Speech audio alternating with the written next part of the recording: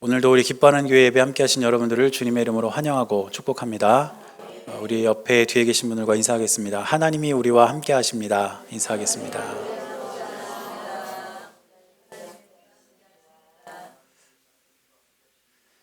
하나님께서 우리 모두와 함께 하시는 줄로 믿습니다.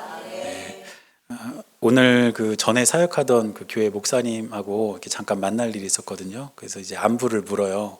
그래서 잘 지낸다고 했더니 은서는 어떻게 지내냐고 그러더라고요. 그래서 노느라고 정신 없다고, 맨날 노느라고 정신이 하나도 없다고 그러니까 그 목사님이 놀아야 된대요. 왜 놀아야 되냐면 아이들은 노는 시간이 정해져 있대요. 그래서 지금 안 놀면 나중에 고등학생 돼서 놀기 때문에 차라리 지금 노는 게 낫다는 거예요. 그러니까 앞으로 이제 지금 시컨 놀고 이제 중학교 올라가면서부터는 이제 공부할 테니까 지금 차라리 노는 게 낫다고. 저는 이 얘기를 은서가 꼭 들었으면 좋겠습니다. 네, 초등학교 때는 놀고 중학교 들어가면서부터는 이제 공부하기로 그렇게 했으면 좋겠어요. 근데 저도 돌이켜 생각해 보니까 제가 왜 저렇게 잘 노나 했더니 저도 많이 놀았던 것 같아요. 어렸을 때. 특히 또 저는 시골에서 자랐기 때문에 뭐 산이고 들로 뭐 뛰어다니면서 정말 많이 놀았던 것 같아요. 그런데 그렇게 놀다가 이렇게 넘어지면 다치잖아요. 그렇죠? 그런데 넘어졌을 때 그 다칠 때 제일 아픈 데가 어딘지 아세요? 무릎이요? 아니에요.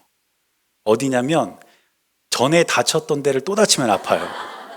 그래서 예를 들어서 지난번에 무릎을 다쳐가지고 까져가지고 아직 다 낫질 않았는데 거기를 또 넘어져서 까지면 그 진짜 아파요. 지금 막 얼굴 찡그리시는 분들은 경험 있으신 분들이에요. 근데 이게 우리의 그 몸에만 해당되는 게 아니라 우리의 마음에도 그렇습니다. 우리의 마음을 아프게 하는 일들이 우리의 마음을 아프게 했다가 그 상처가 아물기도 전에 또 우리의 마음을 아프게 하면 그것만큼 큰 상처는 없다는 것이죠. 그런데 오늘 본문에 등장하는 욥이 바로 지금 그런 상황에 있습니다. 우리가 지난번까지 살펴보면서 욥이 하나님으로부터 이제 시험을 받게 되죠. 그래서 여러 가지 고통과 고난을 당하게 되는데 욥을 위로하겠다고 찾아온 세 친구가 위로는커녕 욥에게 심각한 정신적 충격을 안겨줍니다. 그런 다음에 지지난주에 살펴본 내용이 엘리바스가 이제 두 번째로 이제 충고를 하는 내용을 우리가 봤어요. 그리고 오늘 우리가 읽은 내용은 빌닷이 두 번째로 충고하는 내용이 오늘 우리가 읽은 본문입니다. 지난번에 첫 번째 이야기한 것만 해도 욥의 마음에는 충분히 상처가 되었고 그것이 아직 아물지도 않았는데 빌닷은 다시 한번 욥에게 큰 상처를 주는 충고를 던지고 있었다는 것입니다. 그런데 오늘 우리가 읽은 18장 말씀을 읽어보면 빌닷은 첫 번째 했던 충고보다 훨씬 더 독하게 그리고 훨씬 더 강력하게 욥에게 충고하고 있는 것을 볼 수가 있습니다. 심지어는 빌닷은 더 이상 욥을 자신의 친구로 대하지 않아요. 친구로 대하지 않고 악인을 대변하는 그런 사람으로 보고 있습니다. 오늘 우리가 읽은 본문의 2절 말씀 보니까 너희가 어느 때에 가서 말의 끝을 맺겠느냐 깨달으라 그 후에야 우리가 말하리라 이렇게 빌닷이 지금 이야기하고 있습니다. 그런데 여기서 말하는 너희는 지금 욥을 가리키는 것이거든요. 근데 욥은 한 사람이잖아요. 그러면 너는 이렇게 이야기하는데 너희는 이렇게 복수를 쓰는 거죠.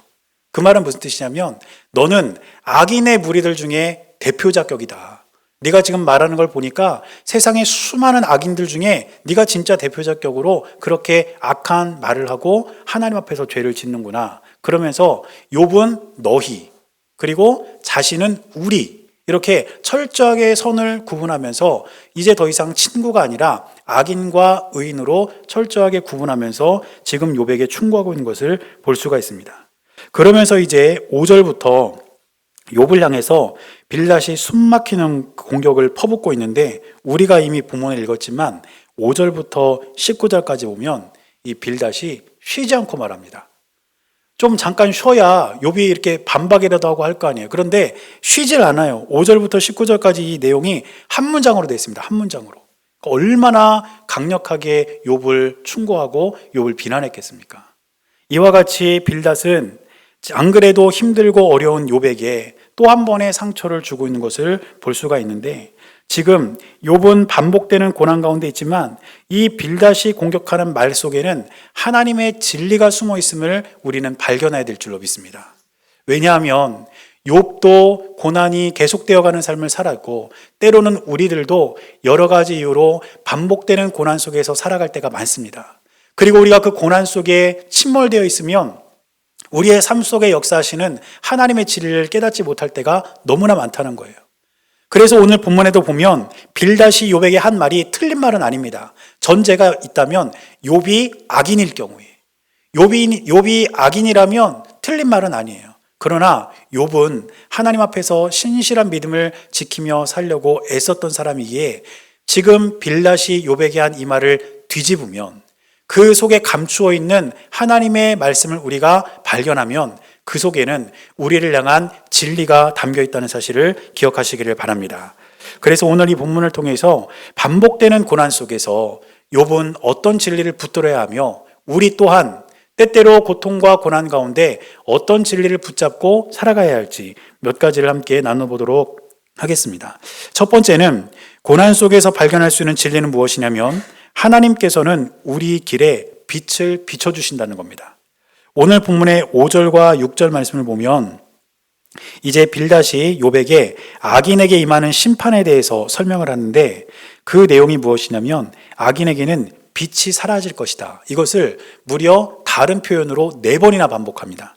오늘 본문의 5절과 6절 보니까 이렇게 기록하고 있습니다. 악인의 빛은 꺼지고 그의 불꽃은 빛나지 않을 것이요 그의 장막 안의 빛은 어두워지고 그 위에 등불은 꺼질 것이요. 이렇게 빛이 사라질 것이다. 빛이 꺼질 것이다. 이 말을 4번이나 반복하는 것은 지금 욥에게 악인에게 임하는 심판이 얼마나 두렵고 힘든 것인지를 지금 이야기하는 겁니다. 빛이 사라진다는 것, 이것은 큰 시련과 또 아픔을 상징하는 일입니다. 우리의 일상에서도 빛이 사라지게 되면 모든 것이 암흑이 되지 않습니까? 이것은 영적인 것에 있어서도 마찬가지입니다. 우리의 삶에 있어서 우리의 영적인 면을 비추는 그 빛이 사라지면 우리의 영은 한없이 좌절하고 낭망하게 될 것이라는 뜻입니다. 그런데 악인에게는 빛이 사라지지만 우리가 하나님 앞에서 정직하게 행하며 주님의 뜻을 따라서 살아간다면 빛이 사라지는 것이 아니라 하나님께서는 우리의 길에 빛을 비춰주실 줄로 믿습니다. 이것이 바로 고난 속에서 발견하는 진리입니다. 악인에게는 빛이 사라지지만 우리가 하나님 앞에서 어떤 상황 속에서도 믿음을 지켜 살아가기 위해 애쓰고 또 그렇게 우리가 하나님 앞에 바로 선다면 주님은 저와 여러분들의 삶에 밝은 빛을 비춰주실 줄로 믿습니다. 그래서 성경에서는 빛에 대해서 여러 가지 의미로 이야기를 하는데 물론 이 빛을 물리적인 빛으로 말하는 경우도 많습니다. 밝은 그 빛을 말하는 경우도 있다는 것이죠. 그렇지만 성경에서는 이 빛이 여러 가지를 상징합니다. 그리고 그 상징 중에 가장 중요한 상징이 무엇이냐면 하나님 그 자체. 빛이 상징하는 가장 중요한 상징은 하나님 그분 자체를 상징한다는 것이죠. 그래서 시편 27편 1절을 보니까 이렇게 기록합니다.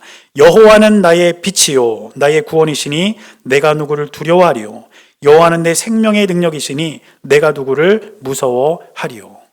세상을 살아가면서 여호와 하나님이 나의 무엇이 되신다라는 것을 시인이 표현하면서 가장 먼저 고백한 것이 무엇이냐면 여호와는 나의 빛이요. 하나님 그분이 내 빛이 되신다는 것입니다. 또 요한복음 1장 4절을 보니까 예수님을 일컫는 말을 하면서 이렇게 요한은 기록합니다. 그 안에 생명이 있었으니 이 생명은 사람들의 빛이라. 이 생명에 의미하는 것이 예수님 아닙니까? 그런데 이 예수님은 사람들의 빛이라는 거예요. 구약 성경에서는 하나님 그분을 빛으로 표현하고 있고 신약 성경에서는 예수님 그분 자체를 빛으로 표현하고 있다는 것입니다. 따라서 하나님께서 의로운 사람들에게 빛을 비춰주신다는 것은 빛이신 하나님이 저와 여러분들의 삶 가운데 늘 함께 하시겠다는 약속인 줄로 믿습니다. 하나님이 저와 여러분들과 함께 하신다는 것은 진리 중에 진리인 줄로 믿습니다. 하나님은 태초부터 지금까지 우리의 곁을 떠나신 적이 없어요. 주님의 이름을 부르는 자들과 늘 함께 하시고 늘 동행하셨던 분이 바로 우리 주 하나님이신 줄로 믿습니다. 그런데 문제는 그 하나님을 우리가 때때로 발견하지 못하고 살아간다는 겁니다. 하나님은 이 땅을 창조하셨을 때부터 사람들에게 내가 너희와 함께한다, 이 말을 끊임없이 전하셨습니다. 때로는 직접 말씀을 통해서, 때로는 족장을 통해서, 때로는 선지자를 통해서 하나님은 계속해서 내가 너희와 함께한다, 함께한다 계속 말씀하셨다는 거예요. 그럼에도 불구하고 수많은 사람들은 하나님의 함께하심을 거부하고 자신들의 길을 가며 우상을 숭배하고 죄를 짓지 않습니까? 그래서 계속해서 타락의 길로, 심판의 길로 빠져들어가던 그 사람들을 하나님은 보다 못해서 당신의 하나뿐인 아들 예수 그리스도를 이 땅에 보내주셨습니다. 그러면서 그 이름을 지어주셨는데 그 이름은 다름 아닌 임마누엘. 그 뜻이 무엇입니까? 하나님이 우리와 함께 계시다.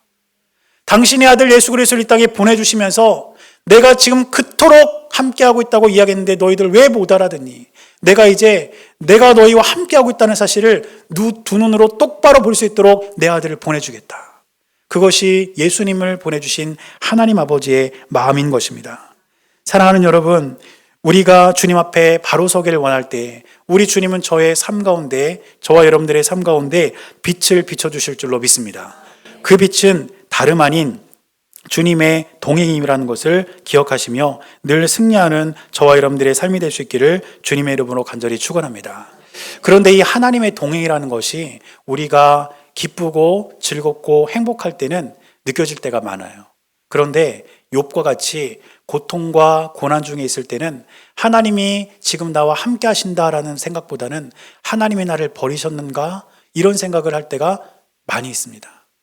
모래 위의 발자국이라는 시를 혹시 들어보셨나요? 이 모래 위의 발자국이라는 시도 있고 또 이 내용으로 관련된 이야기도 있는데, 이 모래 위의 발자국이라는 시의 내용을 풀어보면 이런 내용입니다. 한 사람이 밤에 꿈을 꿨어요. 꿈을 꿨는데 하나님과 함께, 예수님과 함께 그 해변을 이렇게 걷는 꿈을 꾼 거예요. 그러니까 해변 그 모래사장에 발자국이 이렇게 막 찍히겠죠.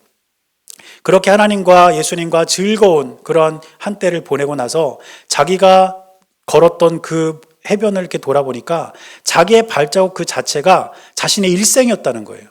그런데 가만히 보니까 예수님과 같이 걸었던 해변에는 두 사람의 발자국이 이렇게 있는데 어느 순간에 발자국 하나가 사라졌다라는 거예요. 그래서 이 사람이 예수님께 따져 묻습니다. 예수님, 내가 예수님을 믿고 예수님을 의지하면 언제나 나와 함께 하겠다고 하시지 않으셨습니까? 그런데 보십시오. 지금 발자국이 사라진 저 때가 제가 가장 고통당할 때, 제가 가장 힘들 때, 제가 가장 슬픈 마음으로 눈물을 흘릴 때였는데 주님은 저 때 어디 가셨습니까? 이렇게 막 따져 물은 거예요. 그러니까 그때 예수님이 그 사람에게 뭐라고 말씀하셨냐면, 사랑하는 아들아, 저 발자국은 네 게 아니야. 저 발자국은 내 발자국이란다. 내가 너를 업고 걸었단다. 이렇게 이야기를 했다는 거예요. 우리가 고통 중에 있을 때, 고난 중에 있을 때 하나님을 때로는 원망하기도 합니다. 하나님이 안 계신 것 아닌가? 하나님이 계신다면 어떻게 나한테 이럴 수 있는가? 이런 마음을 우리가 가질 수도 있다는 것입니다. 그러나 분명한 것은 살아계신 우리 주 하나님은 우리가 기쁠 때에도, 우리가 슬플 때에도, 우리가 웃을 때에도, 우리가 눈물을 흘릴 때에도 언제든지 저와 여러분들과 함께 하시며 우리와 늘 동행하시는 하나님이라는 사실을 믿음으로 고백하는 저와 여러분들의 삶이 될 수 있기를 주님의 이름으로 간절히 축원합니다. 두 번째로 우리가 고난 중에서 발견할 수 있는 진리는 무엇이냐면 하나님께서 우리의 삶을 보호해 주신다는 겁니다. 오늘 본문의 7절부터 10절 말씀을 보니까 악인의 삶을 빌닷이 설명하면서 마치 사냥꾼에게 잡히게 될 새와 같은 그런 비유를 들고 있어요. 그래서 7절부터 10절에 이르는 그 말씀을 쭉 읽어보면 이런 단어들이 등장합니다. 그물, 올가미, 덫, 올무, 함정, 이런 단어들을 쭉 열거해 놔요. 그러면서 지금 빌닷이 말하는 건 뭡니까? 악인들은 사냥꾼에게 잡히는 새와 같은 운명이다. 그물을 피하면 올가미가 있을 것이고 올가미를 피하면 덫이 있을 것이다. 어떻게든 반드시 사냥꾼에게 붙잡혀서 비참한 최후를 맞이할 거다. 이게 지금 빌닷이 욥에게 하고 있는 말이라는 것입니다. 그런데 악인들은 이처럼 모든 것이 다 자신의 세상인 것처럼 거만하게 걸어가다가 결국 멸망의 길을 가지만 하나님 앞에서 우리가 바로 설 때에, 우리가 진리 안에 거하기를 원할 때에 우리 주님은 저와 여러분들의 삶을 보호해 주시는 줄로 믿습니다. 그러므로 우리가 하나님의 은혜 가운데 거하면서 사랑하는 주님, 나는 이 땅 가운데 악인의 길을 걷지 않고 의인의 길을 걷겠습니다. 내가 주님의 뜻대로 행하겠습니다. 이렇게 우리가 고백하며 하루하루를 믿음으로 살아낼 때에 주님은 저와 여러분들의 삶을 보호해 주실 줄로 믿습니다. 그래서 성경을 보면 하나님이 우리를 보호해 주신다는 그 이야기들이 얼마나 많이 나오는지 몰라요. 그런데 그 많은 하나님의 보호하심 중에 그 말씀이 가장 극명하게 드러난 구절이 있다면 저는 시편 23편이라고 생각합니다. 특별히 4절 말씀을 보니까 이렇게 기록하고 있습니다. 내가 사망의 음침한 골짜기로 다닐지라도 해를 두려워하지 않을 것은 주께서 나와 함께 하심이라. 주의 지팡이와 막대기가 나를 안위하시나이다. 사랑하는 여러분, 우리의 삶이 때때로 다윗의 고백처럼 사망의 음침한 골짜기와 같지 않을 수 있습니까? 우리는 사망의 음침한 골짜기를 걸어가는 그러한 삶을 살고 있는지도 모릅니다. 그러나 우리가 두려워하지 않아도 되는 이유는 무엇일까요? 그것은 하나님께서 저와 여러분들의 삶을 보호해 주시기 때문입니다. 우리 주님께서 저와 여러분들의 삶을 지켜주시고 늘 우리와 함께 해주시기 때문에 우리는 사망의 음침한 골짜기에서도 해를 입을 것을 두려워할 필요가 없다는 것입니다. 그런데 우리 주님께서 어떻게 우리의 삶을 보호해 주시냐?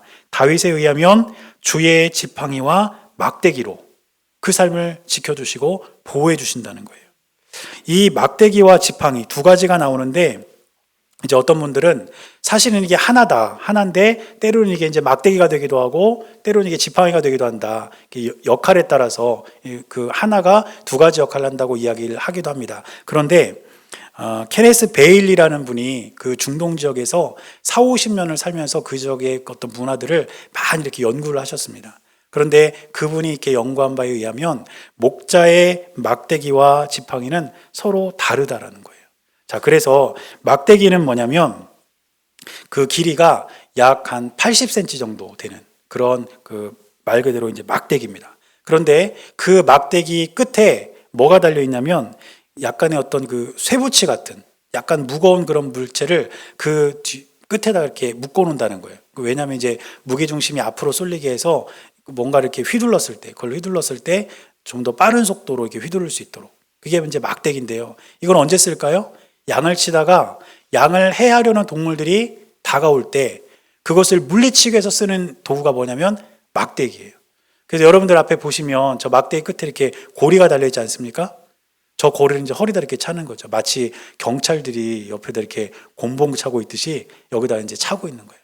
자, 그럼 지팡이는 뭐냐? 지팡이는 막대기의 한 2배 정도 되는 길이, 그 정도 길이를 갖고 있고 끝이 이렇게 갈고리처럼 이렇게 굽어져 있습니다. 이렇게 굽어진 그 역할은 뭐냐면 양이 길을 잘못 갈 때 그 굽어진 곳으로 양 다리를 이렇게 걸어가지고 끌어온다는 거예요. 그리고 또 양이 어떤 가시덤불 같은 데 이렇게 들어가서 못 나오고 있으면 그 굽은 부분을 가지고 양의 몸을 이렇게 끌어올릴 때 저 지팡이를 쓴다는 겁니다. 하나님이 우리를 돌보시고 우리를 보호해 주시는 방법은 바로 이 두 가지입니다. 때로는 막대기로 우리를 해하려 하는 외부의 세력들로부터 우리를 보호해 주시고 때로는 지팡이로 우리가 가야 할 길을 가지 못할 때 우리가 바른 길로 가도록 우리의 삶을 인도해 주시는 분, 바로 그분이 우리가 믿는 하나님이심을 기억하시기를 바랍니다. 그래서 수천 년 전 다윗의 삶을 막대기와 지팡이로 인도하셨던 그 하나님께서 지금도 저와 여러분들의 삶을 막대기와 지팡이로 인도하시며 돌보시고 보호해 주신다는 사실을 기억할 때 이것이 우리에게 진리가 되고 이것이 우리의 삶에 큰 힘이 될 수 있을 줄로 믿습니다. 마지막으로 우리가 반복되는 고난 속에서 발견할 수 있는 진리는 하나님께서는 우리의 삶을 기억하신다는 겁니다. 오늘 본문의 17절 말씀 보니까 빌닷은 악인에 대해서 이렇게 이야기합니다. 그를 기념함이 땅에서 사라지고 거리에서는 그의 이름이 전해지지 않을 것이며. 무슨 말이겠습니까? 악인은 그를 기념하는 일이 없을 것이다. 악인의 이름은 후대에 전해지지 않을 것이다. 이렇게 이야기합니다. 그런데 성경에서 이 이름은 굉장히 중요한 개념을 지닙니다. 왜냐하면 이 이름에는 다 의미를 담기 때문이에요. 그래서 이름이 사라졌다? 이것은 저주이고 심판입니다. 그렇기 때문에 이름이 사라진다는 것이 굉장히 마음 아픈 일인데 악인에게 그런 심판이 있게 된다는 것입니다. 그러나 우리가 의로운 삶을 살아갈 때 하나님은 저와 여러분들의 이름을 기억하시고 우리의 삶을 기억해 주실 줄로 믿습니다. 오늘 본문에 보니까 빌닷은 이처럼 악인의 이름이 후대에 전해지지 않을 것이다 이렇게 이야기했는데, 가만히 생각해 보면 성경에는 악한 사람의 이름도 전해지고 있습니다. 그래서 우리가 조금 더 깊게 생각해 봐야 될 것은 무엇이냐면, 악인의 이름이 사라지고 의인의 이름이 전해지는 것보다 더 중요한 것이 있다는 거예요. 그게 뭘까요? 그것은 저와 여러분들의 이름이 우리 후대에게 어떻게 기억되느냐, 그게 정말 중요한 거 아니겠습니까? 성경에도 보면 본디오 빌라도, 가룟 유다 이런 사람들은 그 이름이 계속해서 전해내려고 있지만 결코 좋지 않은 이름으로 전해내려고 있습니다. 특별히 이 본디오 빌라도는 진짜 불쌍한 사람이에요. 왜냐하면 주일날만 되면 헤아릴 수도 없는 사람들이 본디오 빌라도 이름을 불러요. 뭐라고 부릅니까? 본디오 빌라도에게 고난을 받으사. 그때는 이럴 줄 몰랐겠죠. 자신의 정치적인 어떤 그 생명을 유지하기 위해서 예수님을 군중들에게 내어줄 때만 해도 자기가 수천 년 동안 사람들의 입에 이렇게 오르내릴 줄 몰랐을 거예요. 그런데 아마도 본디오 빌라도는 예수님 오실 때까지 이 지구상의 모든 그리스도인들에게 아주 나쁜 사람의 이름으로 불릴 겁니다. 본디오 빌라도에게 고난을 받으사. 저도 하루에 한 번은 꼭 본디오 빌라도 이름을 불러요. 새벽에. 그래서 이 본디오 빌라도가 이처럼 나쁜 이름으로 기억되지 않습니까? 가룟 유다도 마찬가지 아닙니까? 그런데 또 성경을 보면 고넬료 같은 사람들은 예수님을 믿은 이방인으로서 기록되어 있습니다. 또 예수님의 십자가를 대신 졌던 구레네 시몬 같은 이름도 기록되어 있습니다. 저와 여러분들의 이름은 어떤 이름으로 기억되어야 할까요? 저와 여러분들의 후손들이, 저와 여러분들의 친구들이 우리들의 이름을 나중에 기억할 때 그 사람의 이름을 어떻게 기억해야 되겠습니까? 그것은 오늘 하루를 우리가 어떻게 살아가느냐가 우리의 이름이 어떻게 기억되느냐를 결정한다는 사실을 기억하시기를 바랍니다. 분명한 것은 하나님은 저와 여러분들의 삶을 기억하시고 우리들의 이름을 아십니다. 그렇다면 그 주님의 기대에 우리가 부응하기 위해서 오늘도 믿음으로 걷고 진리 안에 거하며 하나님의 뜻을 따라 한 걸음 한 걸음 살아갈 때에 저와 여러분들의 이름은 우리 후손들에게, 우리 뒤에 이 세상을 살아갈 많은 사람들에게 빛나는 이름으로, 아름다운 신앙의 본이 되는 이름으로 남게 될 수 있을 줄로 믿습니다. 그래서 이 세상에서는 고난이 많이 있지만 그 고난 속에서도 진리는 빛나는 법입니다. 그래서 우리들은 고난을 살아감에도 불구하고 그 고난 가운데 빛나는 진리를 깨닫고 그 진리를 붙잡고 살아감을 통해서 하나님께는 영광이 되고 우리에게는 힘과 능력이 되어서 날마다 기쁨 가운데 살아갈 수 있는 우리 모두의 삶이 될 수 있기를 주님의 이름으로 간절히 축원합니다. 기도하겠습니다. 사랑하는 주님, 반복되는 고난 속에서도 진리는 빛나는 줄로 믿습니다. 하나님께서 우리의 삶 가운데 함께 하셔서 늘 우리의 삶을 지켜주시고 돌보아 주심으로 말미암아 우리의 삶을 지키시고 인도하시는 하나님과 믿음으로 승리하는 삶을 살아갈 수 있도록 은혜를 내려 주시옵소서. 주님께서 늘 함께 해주실 것을 믿으며 살아계신 예수님의 이름으로 기도드렸습니다. 아멘.